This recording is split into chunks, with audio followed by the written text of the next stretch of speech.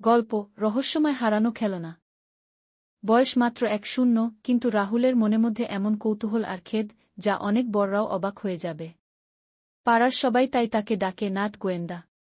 তার কাজই হল নানা রহস্য খুঁজে বের করা। একদিন স্কুল থেকে ফিরে রাহুল শুনল তার ছোট বন্ধু করকম খুব চিন্তায়। কি হয়েছে করকম? আমার প্রিয় খেলনা গাড়িটা হারিয়ে গেছে। আমি সব জায়গায় খুঁজেছি, নেই। রাহুল চটপট সজাগ হয়ে উঠল। হারানো খেলনা মানেই একটা রহস্য। তুমি কোথায় কোথায় খেলনা গাড়িটা নিয়ে গিয়েছিলে?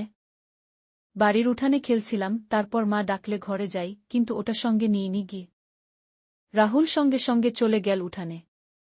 মাটি একটু নরম, গত রাতে বৃষ্টি হয়েছিল। সে নিচু হয়ে খুঁজতে শুরু করল।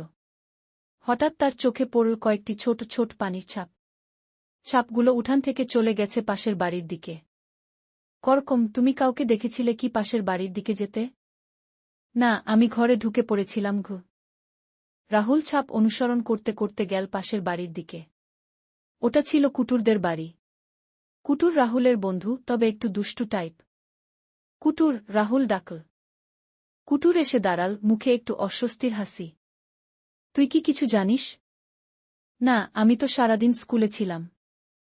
রাহুল পুরোপুরি বিশ্বাস করতে পারল না। সে দেখল কুটুরের পেছনে রাখা একটা ঝুড়ির দিকে। হঠাৎ কুটুর সামনে দাঁড়িয়ে বলল, ওটা হাত দিস না। কেন? খুঁজতে এসেছি, অধিকার তো আমার আছে, তাই না? রাহুল হাল ছাড়ার ছেলে না।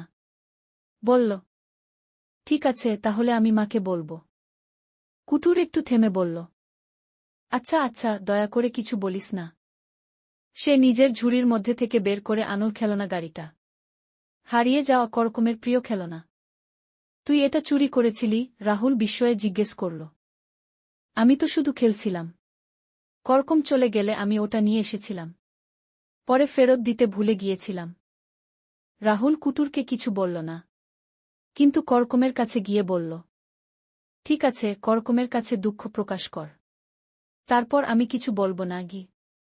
কুটুর করকমের কাছে গিয়ে বলল, আমি দুঃখিত, আমি না বলেই তোমার খেলনাটা নিয়ে খেলছিলাম গু। করকম হাসল। রাহুল বলল, আবার এমন কিছু করলে কিন্তু মাকে জানাব। করকম বলল, ধন্যবাদ দাদা, তুমি আমার খেলনাটা খুঁজে এনে দিলে। সন্ধ্যায় রাহুলের মা বললেন, তুই একদিন সত্যিকারের গোয়েন্দা হবি রে। রাহুল মুখে হালকা হাসি নিয়ে বলল, আমি তো এমনিতেই গোয়েন্দা।